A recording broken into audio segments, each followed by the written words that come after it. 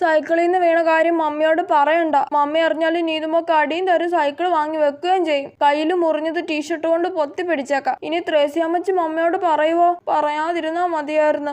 ആ കൊച്ചേ, നീ ഇവിടെ വന്നിരിപ്പുണ്ടോ? നീ സൈക്കിളുമായിട്ട് എവിടെ വരെ പോയായിരുന്നു? എവിടെയും പോയില്ല മമ്മി. ആ വേഗം കുളിച്ചിട്ട് വാ. എന്നിട്ട് ഈ സ്ലീവ്ലെസ് ഉടുപ്പ് ഒന്ന് ഇട്ട് നോക്കിക്കേ. അയ്യോ, ആ ഉടുപ്പിട്ടാല് കയ്യിൽ മുറിഞ്ഞത് മമ്മി കാണൂല്ലേ?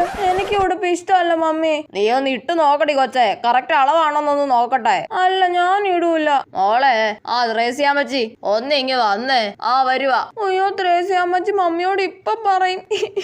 എന്താ ത്രേസ്യാമ്മച്ചി? മമ്മിയോട് പറയല്ലേ, മമ്മിയോട് പറയല്ലേ. ത്രേസ്യാമ്മച്ചിക്ക് 2 പച്ചമുളക് ഉണ്ടെങ്കിൽ തന്നേടി. ആ ഇപ്പൊ തരാം. അയ്യേ, ത്രേസ്യാമ്മച്ചി പച്ചമുളക് വാങ്ങാൻ വന്നേ. ആ പിന്നെ മോളെ, നിങ്ങളുടെ വീട്ടിന്റെ മുന്നിൽ നിന്ന് കൊച്ചു സൈക്കിളിൽ നിന്ന് വീണായിരുന്നു കേട്ടോ. അയ്യോ, മമ്മിയോട് പറഞ്ഞു. അവക്കിന്ന് ഞാൻ നല്ല കൊടുക്കുന്നുണ്ട്. ഞാൻ പറഞ്ഞത് അവളോട് സൈക്കിൾ എടുത്ത് കറങ്ങരുതെന്ന്. അയ്യോ, മമ്മി എന്നെ ഇപ്പൊ തല്ലാൻ വരുവേ.